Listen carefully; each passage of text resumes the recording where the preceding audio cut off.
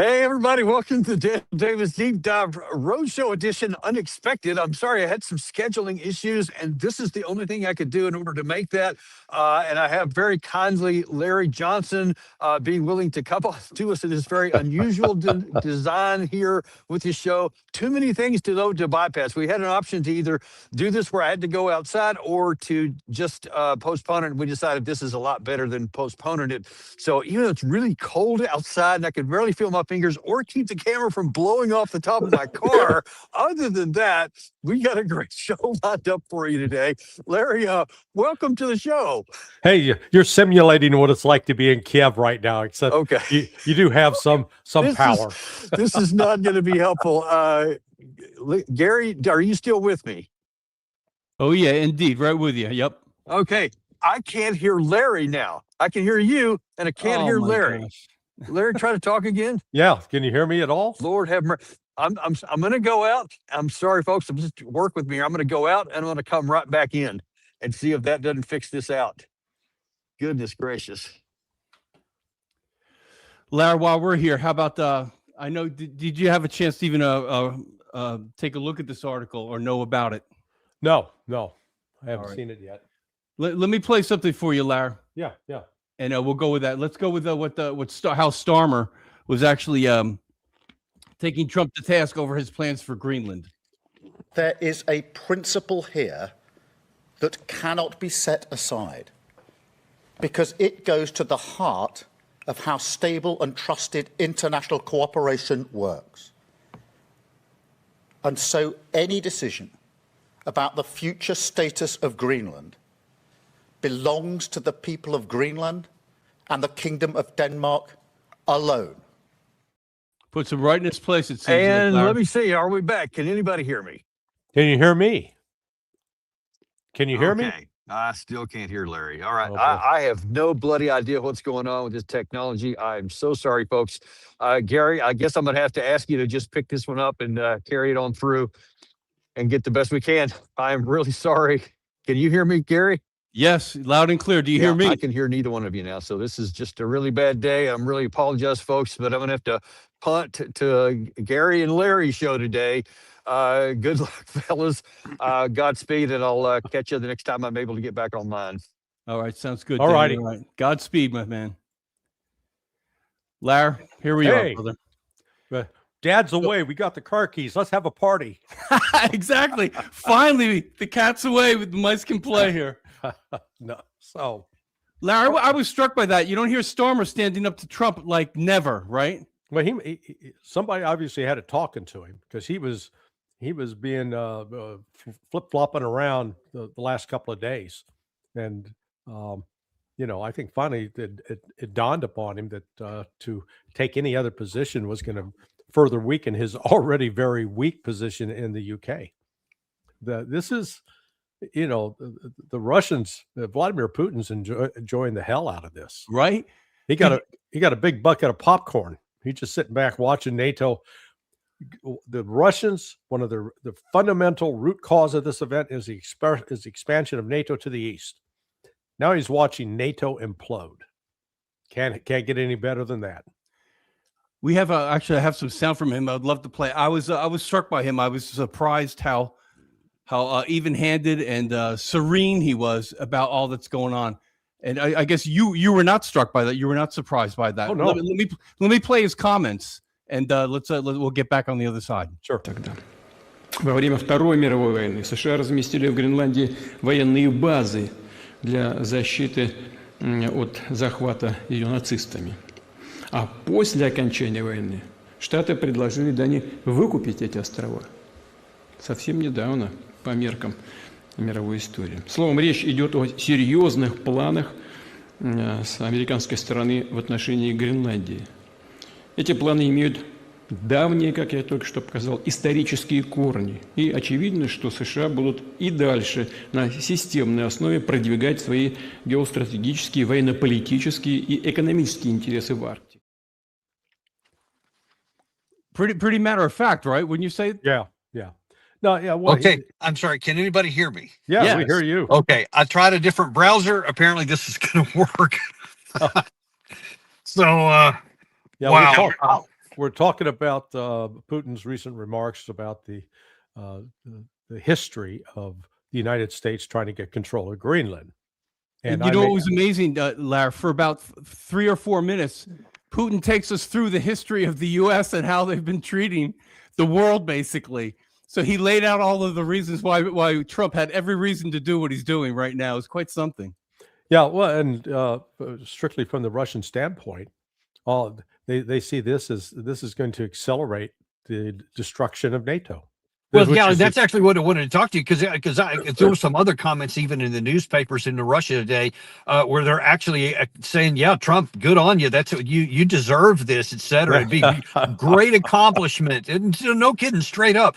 And of course, I'm thinking and you tell me what you think here, but I'm like, I think that they are baiting Trump to saying they're playing up to him. They're reaching touching on the things that he loves about aggrandizement, et cetera, and saying, yeah, you go, guy. I mean, I think that they're trying to put distance between Russia or United States and Europe. What do you think? Oh yeah, no, it's trolling, pure and simple.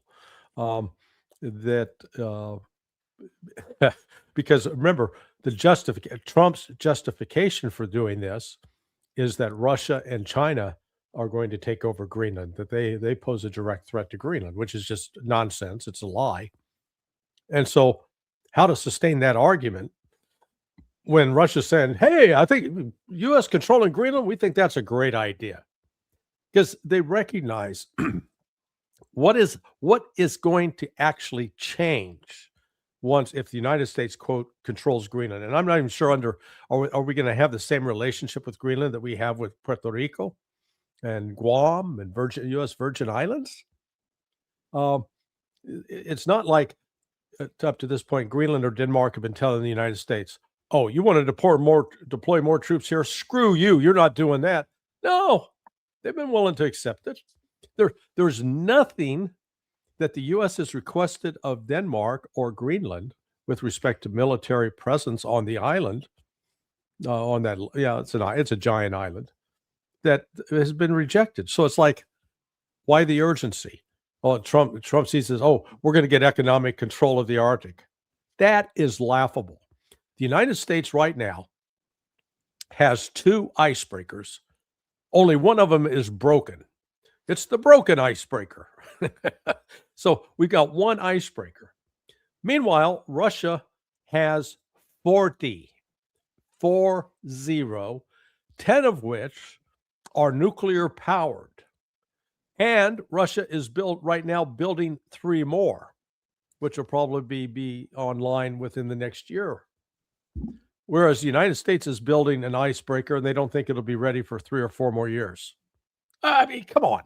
What we're blowing so much smoke up our rear end in the United States and believing that, well, we're great this and we're going to take that. So Putin's play right now, and I think with Lavrov and the entire Russian leadership is united. Keep encouraging the United States because this is going to destroy NATO. Yeah, but let me ask you, it's self-evident to anyone willing to look at it at face value that what Trump is doing is untrue, that our security is not at threat, that China, much less even than Russia, can't militarily conquer Greenland. They don't even have the possibility of projecting power that far on such a large scale. Russia already has the Arctic. They have no reason to even want it, much less whether they can take it or not. And then all it's doing is rupturing everything with our European allies. What is really behind this for the Trump administration, do you think? Yeah, well, let's go with the 3D chess move. I don't believe it, but the 3D chess move is that this is Trump's clever way to disentangle the United States from NATO without having to have a direct confrontation with them. Now, I come more from the standpoint, I think Trump is mentally and medically demented. One of the indicators that physicians use as a sign that someone is suffering from mental decline and is in early stages of senior dementia is called confabulation. Confabulation is when you make a variety of claims, such as, I stopped 8 wars, and I'm now pissed off at Norway for not giving me the peace prize that I so richly deserve. So therefore, I'm going to invade Denmark and Greenland. And you're going, what? Because number one, confabulation is telling something as a story that you believe, genuinely believe is true. And I have no doubt Trump really, really believes that he stopped 8 wars.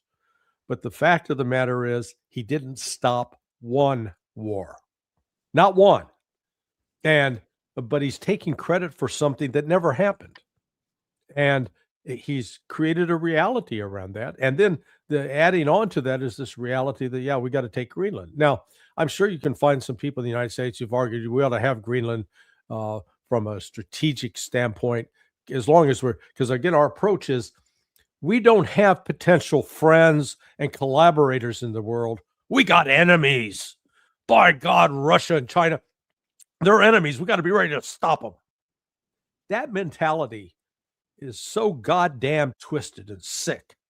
It has infected us as a country. Because well, yeah, and Larry, now that's kind of where I want to go down to. It's one thing if you say Trump has some sort of dementia, and I think that the evidence is now nearly impossible to ignore because there's so many things, and we can probably talk about some more even here in this. But this is something that's being enabled from both within and around him as well. Yeah. And people who ostensibly don't have. One of which is Besant, because here he is being asked by NBC News a genuinely hard question. I was grateful that they asked the question. Was a little bit more disappointed in the answer. The question is, how is what we're doing with a proposal doing with Greenland any different than what we're accusing Russia of doing by annexing part of Ukraine? If the United States were to take Greenland by force, how would that be different than Russia's annexation of Crimea? Look, I believe that the Europeans will understand that this is best for Greenland, best for Europe, and best for the United States. So, but military action is still on the table? I haven't spoken with the president on that. And again, I believe that the Europeans will understand that the best outcome is for the U.S. to maintain or receive control of Greenland. Yeah. Nobody asked you what you thought, what the Europeans think is good for them or not good for them. They ask you, how is what you're doing different than what you're accusing Russia of doing here? How is it any different? And he abjectly refused to answer the question. But I'm asking you the question, Larry, is it any different than what we're accusing Russia of doing? Oh, it's dramatically different, because at least in Russia's case, they were going in to intervene on behalf of Russian-speaking, basically people who had been citizens of Russia, who were getting shelled and killed by shells being fired at them. Nobody's firing anything at Denmark except maybe us. And again, the entire lie of this argument, it's not that we've gone to NATO and say, we need to shore up the defenses of Denmark and Greenland. And NATO then said, go pound sand, buddy. We're not doing that. No, NATO would be ready to do that. We're making the case that we got to have unilateral control so that we can decide what we want to do there without having to answer to anybody else. And because it's not necessarily a territory of the United States, it'll become sort of a protectorate. We can sort of do what we want without having to worry about responding to a court order. I mean, this is the most blatant land grab since Adolf Hitler took Czechoslovakia. Yeah, Sudetenland, yeah. So this, and Sudetenland before that. I mean, so and this is so fundamentally wrong. And what's disturbing is we have so many Americans going, "Yeah, this is great. Go Trump." Yeah, that's kind of where I wanted to go. I'm going to look at a couple of different parts here, because it's not just this one here. This is really a bigger issue about the enablement of someone who appears to have dementia, or at least is taking decisions that are off the charts, crazy, counterproductive to America first, to our allies, to anything that makes any sense for Americans. And yet, instead of calling this out, it's being accelerated across the board. And let's take a look at a couple more. Here, first of all, is Jack Keane, I think it was yesterday, talking about how, listen, what Trump is doing with Iran, he should have done it already, because we are definitely going for regime change.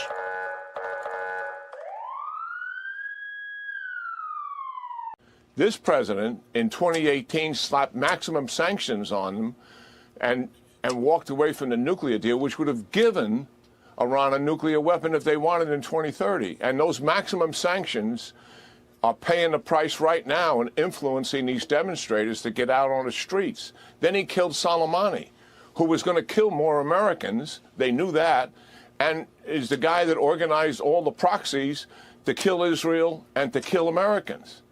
And then he fully supports the war that Israel is prosecuting, decapitates Hezbollah, decapitates Hamas, and then destroys their nuclear system.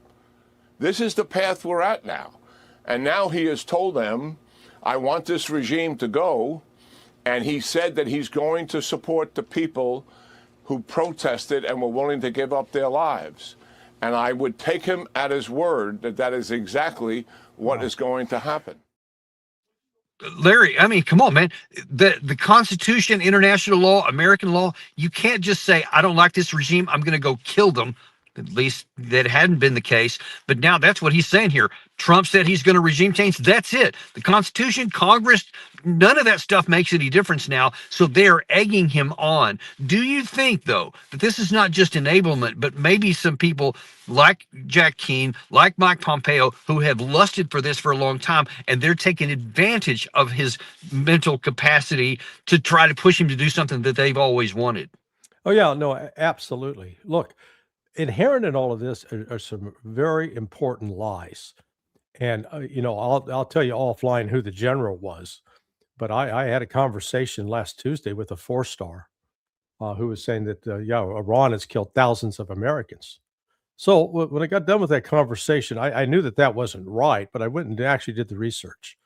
Since 1979, the total number of Americans killed directly by Iran or by Iranian proxies, which includes Hamas and Hezbollah, is less than 3,000 total. Less than 3,000. So how many Iranians has the United States killed with proxies? Well, we had a proxy called Iraq. In Iraq, we provided them with the precursor chemicals used to make mustard gas. And in the course of that Iran-Iraq war, which we encouraged Iraq to launch against Iran, we killed a minimum of 500,000 Iranians. Minimum. So I don't want to hear any more crap from people like Jack Keane or Donald Trump or any other American about how Iran's been killing us. Male bovine excrement. It's a lie. We've killed more Iranians by far, by multiples, than they've killed us. And then we wonder why they hate America, why they chant death to America. Well, I tell you what, if Iran had killed 500,000 of us, do you think we'd be chanting death to? Yes, we would. And we'd probably be justified in doing so. But this, and by the way, let me just pigtail off of that one. The other claim that people say, or the justification for that claim, they're saying, well, this is like the EFPs and a bunch of other stuff during the Iraq War in the mid 2000s. Yeah. And they say, well, that's what they did. They killed us. And I'm thinking, you cannot be serious. You're going to argue that that's justification for going after them now, when that is what we do on a daily freaking basis with Ukraine to kill Russians. And we're going to tell Russia that they can't do anything about it. This is just a proxy war. But if somebody else does it to us, then it's time to go and regime change. Yeah, no, exactly. I mean, the logic is just irrational. It's off the board. Yeah. And that was, and those numbers I cited, 400,000, that includes the U.S. soldiers. And again, I draw the distinction between terrorism is attacks on civilians for political purposes. Look, if you're attacking guys in uniform, I'm not saying that that's the right thing to do, but let's recognize you're wearing a uniform, you're carrying a firearm, you're a legitimate military target, whether it's being carried out by a nation state or by an insurgent group. And I got a bunch of ancestors that would now be classified as terrorists because they were shooting the hell out of Brits that were over here occupying our country. And that was in 1776 and 1778. I remember something about that. Yeah. So enough with this hypocrisy. It stinks. But now you said there were several things that Keane mentioned there that were untrue. What else did you find problematic? Well, the notion that these protests are organic, they're not. This was entirely the only organic portion of it was when the Western intelligence agencies, and I'm including Mossad in that, when they crashed on Sunday, December 28th, they crashed the Iranian currency, knowing that you get a crash like that, you're going to bring people out in the streets to protest the government of Pezeshkian. And yes, there is some genuine anger against Pezeshkian for his mismanagement and poor government policies. That doesn't mean that they are protesting against the Islamic Republic. Big difference. And those protests were peaceful. They were not violent. I know that firsthand from both my friend Nima, who's over there now. I mean, he lives in Brazil. He's gone back home for his first visit. And from Professor Mohammed Morandi, a proud Virginian. He was born in Virginia. But those initial protests were peaceful. But then what had happened? This is the reason Trump met with Netanyahu on Monday. They were planning. They knew that this execution of this intelligence operation was going to unfold. They knew that their Starlink terminals had already been pre-positioned throughout Iran. 40,000 of them, by the way. Oh no, there were they found 40,000 that they revealed. I don't know how many. You heard there were 3,000 already in place? No, I said 40,000. It's the same number I'd heard. Yeah. So the 40,000 is what they seized, but they are already terminals beside those that were already in place to facilitate communication. And then there was a massive information operation that was launched, declaring that the government was unstable, that the people were rising up to overthrow them, and that was primarily targeted at the West in order that we would be able to say, hey, yeah, we need to go militarily support these people. They also, though, provided weapons, and there are 15 million Afghan refugees in Iran, and some of those are Western intelligence assets. They had weapons. They went out and were deliberately shooting protesters to make it appear that the Iranian regime was shooting protesters, and at the same time shooting and killing Iranian police and security officials. So this was staged, and the point of this was it was supposed to move forward to the point that there was enough chaos on the ground that when the United States was supposed to hit militarily last Tuesday, a week ago today, that we would have been looking at trying to decapitate the regime and get regime change. Got completely thrown off track because on January 8th, late in January 8th, early into January 9th, Iran finally had identified the problem. They had identified this covert communications network. They shut it down. And it wasn't just shutting down the internet. They were shutting down Starlink terminals, which the West assumed were not vulnerable to that kind of interference. But I guess it was rumored that Russia and Chinese, particular Russian electronic warfare, was involved.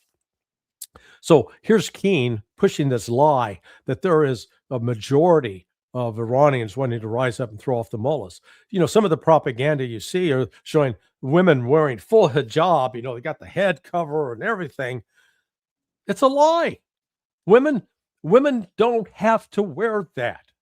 And how do I know that? Max Blumenthal and his wife Anya were in Iran last May, and there are women walking around not even wearing headscarves. So again, this Western propaganda is trying to create a mythological Iran that's brutal and repressive, while all the time ignoring everything the United States has done since 1979, since the Shah was removed, to provoke a war to defeat this regime. We can't stand it because we used to have control of the place. Now we don't. And so let me ask you, Larry, I mean, all indications I've seen make it very likely, maybe almost certain, that somewhere around the 25th or 26th of this month, a window will open up to where we can strike again. And Trump has given every indication that he plans on doing it. We certainly know that the Israelis want that. What would you think would happen if we start these apparently large-scale strikes, whether it goes directly after the regime or just after the IRGC? What do you expect the Iranians to do in response? They'll shut down the Strait of Hormuz for starters. They'll attack every U.S. base that's there in the Persian Gulf. And we've got about, in addition to Al Udeid and the naval facility of Manama, I know there are at least 4 different camps inside Kuwait. We've got a presence at an air base in Saudi Arabia. So there are about 8 or 9 different facilities that Iran would attack. Now, what I find fascinating, I've got a buddy who's still inside in the military. He was insisting that we have a capability to shut down the Iranian missile attacks. And, I didn't get into an argument with him over this, but I simply pointed out that if that was the case, why the hell did we fail last June? We failed to provide Israel with it. If we had that capability, not a single missile would have hit Israel. And that's not what happened. Israel got hammered, and hammered big time. So I think there's a lot of false hope on the part of U.S. military planners. And again, we never learned the damn lesson. We think through air power, we can fix problems on the ground. Look, in 2023, we actually had more combat aircraft in 2003 than we do now today. And with all of our excess aircraft back then and repeated bombings of Iraq, it still took ground forces to get in to try to seize control of that country because the air power can't do it. Yeah, and it's just not enough. We go all the way back. It's either air power or even naval gunfire. Remember they shellacked Iwo Jima for weeks, and then we get on land and we get our ass chewed up. So it's just this is this fantasy that possesses so many of these military planners. I don't get. Yeah, and I'm sorry, I'm running a little bit short on time here. Yeah. A couple things I want to get to beyond that. I'm really worried about this Iran situation. I think it's going to be far more violent and problematic than anybody's thinking. And you just touched on a little bit there with the air power alone. One of the other things we talked about enablers at the beginning of this. I saw this. I'll just tell you the setup to this one here from Kudlow on Fox News. A friend of mine from high school posted on something on his social media, which I saw. And he says, yeah, that is right. This is so true, what Kudlow says here. And when people are only watching the mainstream media, and they're not watching shows like ours or some of the other good podcasts out there, or reading sonar21.com, for example, and they don't get a comprehensive view, they actually come to believe this stuff. But what you're about to see here is just shocking. If I had more time, there's other things I could show. But this is what's passing for truth and enablement by friends of Donald Trump. This whole story is about much more than just oil. Oil is going to take care of itself. It's really, in my view, about kicking Russia and China out of our hemisphere. It's about choking off Cuba once and for all. And it's even about the potential downfall of the Iranian mullahs as the protests in Tehran intensify. Let me say this again. Mr. Trump is bending the arc of history toward freedom. That last part there, it was just over the top. Bending the arc of freedom by killing everyone you don't like, seizing things against the rule of law, getting ready to go to a war with another country, and bragging about kicking somebody out of another part of the hemisphere while we put military alliance and military bases right by both China and Russia. And you want to say they can't even do business in this part of the earth? I mean, it is grotesque in every way, and yet he says this is for history, freedom, the arc of freedom. I mean, what kind of insanity is this? Yeah, no, it's just this one lie piled upon another. Look, Russia and China combined, I think they have a total of 10 bases outside their respective countries. 10. The United States has got over 750, and I've heard the numbers as high as 800. Hello? Who's the problem? Who's the imperial power trying to dominate the world? It ain't Russia, it ain't China, it's us. And I also maintain the number one terrorist country in the world, sponsor of terrorism, is the United States.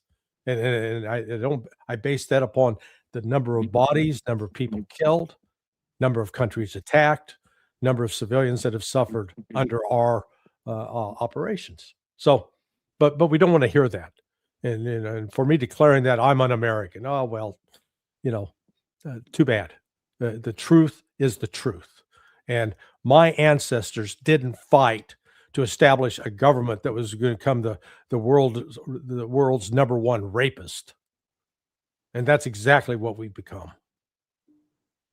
And listen, it's just egregious to me that I just can't even hardly talk about it, in that we're using the language of freedom to cover over for all this incredible lawlessness. And you have Stephen Miller, you have a bunch of other folks that are, and I'm talking members of the Senate, members of the House that are in the president's party, openly declare there is no more rule of law. There's just the rule of the jungle. That's not an accusation. That was a bragging point, and that we're the lion. One of those folks said, we've shown that in the past here, and they're acting on it and they believe it, but then they still want to use the language of freedom. I mean, I don't understand how that works. Yeah, no, it is, again, it's part of our self-delusion.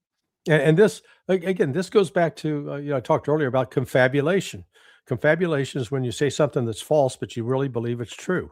And that is a sign of dementia. That is Donald Trump.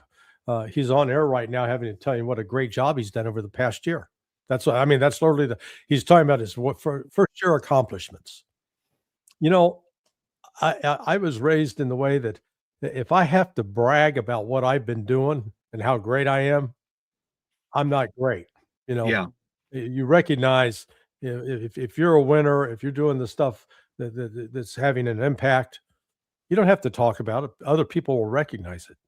It's when you have to start explaining to people how good you are. It shows you really what a desperate situation you are. Well, Larry, the last few minutes we have here, let me ask you a more challenging question.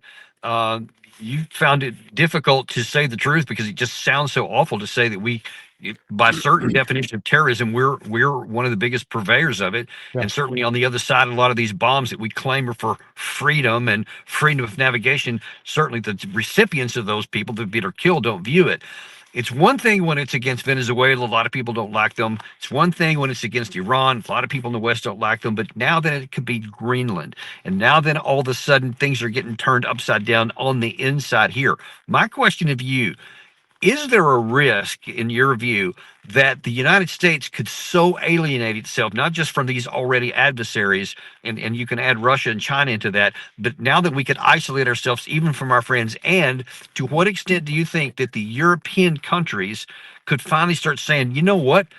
Even Russia isn't this bad. Maybe our future relies on having good relations with Russia in the east, and with in the east of our country, and then in the Asian hemisphere, even with China, so that they start seeing them as more stable partners. Is that possible? Not only is it possible, it's already happening. So look at what Canada has now done. Canada used to be number 2 or number 3 trading partner. The top 3 were China, Mexico, Canada. Canada now is reoriented in its trade relationship with China, moving away from the United States, dealing with China. And they're going to start importing more Chinese vehicles, which the Chinese can produce at a far lower cost than anything the United States can produce. And they're great vehicles. They perform better in many cases, and they have far more advanced electronics than anything the United States is producing. So Canada is doing that. Fred Mertz is, not of the Lucy and Desi Arnaz fame, but the other Friedrich Merz of Deutschland. He's now said, "Oh, we've got to start talking to Russia." He's turning around. I'd be willing to bet that by the end of this year, 2026, you'll find that a large number of the Europeans have now stopped buying U.S. oil and gas and will be buying it from Russia. That there will be that kind of turnaround, because they'll recognize that the United States is the aggressor here. The United States is not the country that's wanting to live at peace and let everybody find their own way. We're an aggressor. We're the imperial power. And what's taking place on the economic front that a lot of people aren't paying attention to, that's where the real weakness of the United States is being exposed. The number of countries that have stopped buying U.S. Treasury bills is increasing sale of U.S. Treasury bills are dropping. Yeah. And literally, I got like 3 minutes left here. Real a poignant question. I'm in agreement with you that there are unmistakable signs of dementia, of cognitive decline in the president. Right. But you see all these people around him, and I'm talking cabinet members, as I just showed you, are enabling it, and they're getting behind it, and they're excusing everything in the world. What would it take for them to finally be willing to contemplate a 25th Amendment and to remove him from power? Because I can't imagine him going 3 more years of just doing what he wants and without us suffering catastrophic response. Yeah. Do you think that it would require something like, say, we go and attack Iran against the Constitution, against common sense, and all of a sudden we start suffering and losing in a war that we can't win? And then maybe would they do that? Or do you think that even that would be not enough? Yeah, no, I think it would be in that sort of circumstance that Trump would order the use of nuclear weapons. And I think at that point you might get an intervention finally to say, hey, we can't go down that route, because it would literally not just destroy the country administratively, but physically destroy the country and kill millions.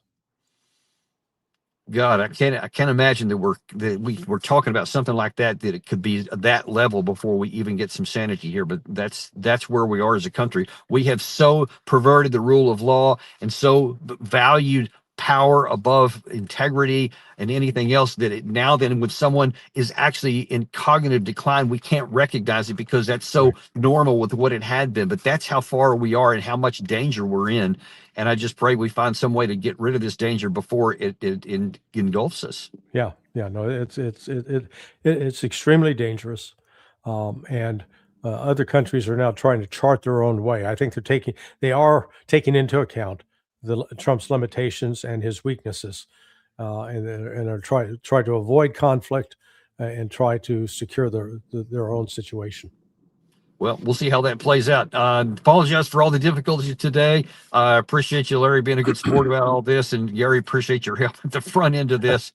But I've got to roll here. Appreciate you very much, and we'll see you on the next episode of Daniel Davis Deep Dive.